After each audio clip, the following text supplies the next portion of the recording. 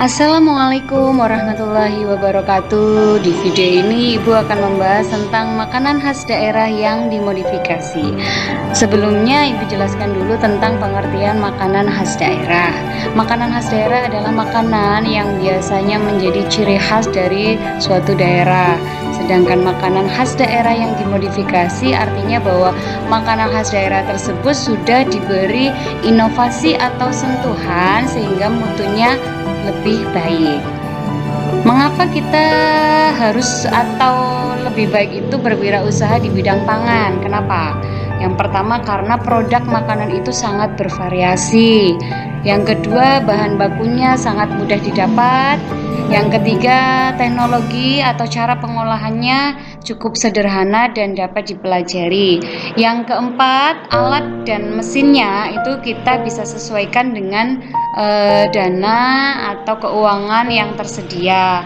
Terus pilihan kemasan sangat beragam dan mudah didapat. Ada kemasan yang secara tradisional kita bisa cari di sekeliling rumah kita. Ada kemasan plastik, kemasan kertas, banyak banget ya. Terus yang keenam pasarnya sangat terbuka lebar. Sedangkan yang ketujuh, karena makanan khas daerah itu merupakan kebutuhan wajib bagi manusia. Jadi otomatis para konsumen itu sudah pasti atau wajib mencari produk makanan karena merupakan kebutuhan wajib dari setiap manusia. Sedangkan makanan itu sendiri menurut bahan bakunya, makanan khas daerah itu dibagi menjadi dua macam, yaitu makanan khas daerah yang berasal dari bahan nabati dan makanan khas daerah yang berasal dari bahan hewani.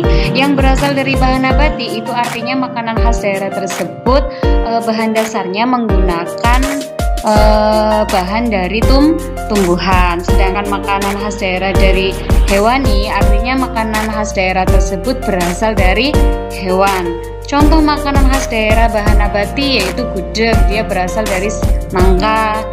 Sedangkan makanan khas daerah hewani contohnya ada ayam goreng, berarti dia berasal dari hewan ayam atau yang lainnya.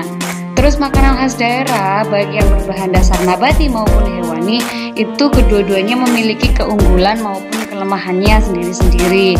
Kelemahan dari suatu makanan khas daerah itu biasanya menjadi sebuah tantangan bagi para usahawan di bidang makanan. Contoh produk makanan dadi. Dadi itu berasal dari susu kerbau.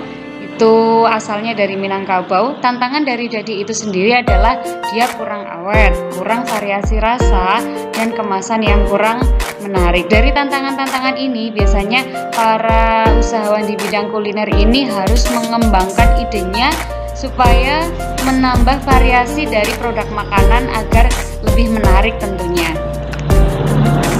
Contoh makanan khas daerah itu ada gudeg. Gudeg itu berasal dari kota Yogyakarta atau Jawa Tengah. Gudeg ini berasal dari buah nangka muda yang dimasak menggunakan santan dan memerlukan waktu yang cukup lama.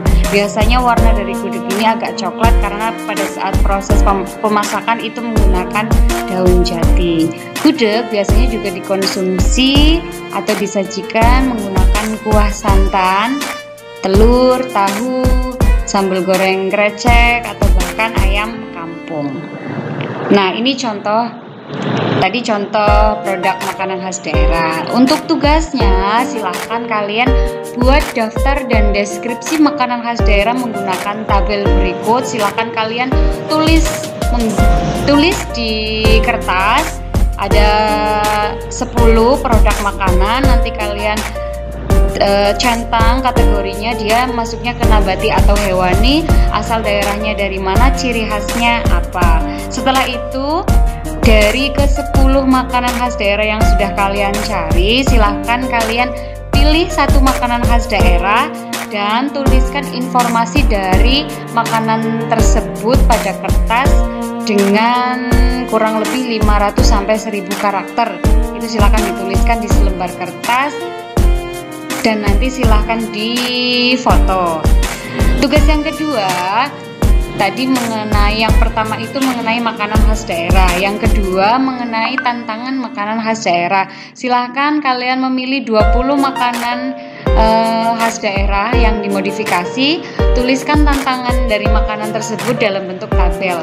Nama makanannya silahkan ditulis, kategorinya nabati atau hewani boleh dicentang, dan tantangannya itu apa? Tadi sudah Bu Ike contohkan tentang dadih. Dadih itu tantangannya berarti kurang varian rasa, kurang varian warna mungkin, seperti itu ya.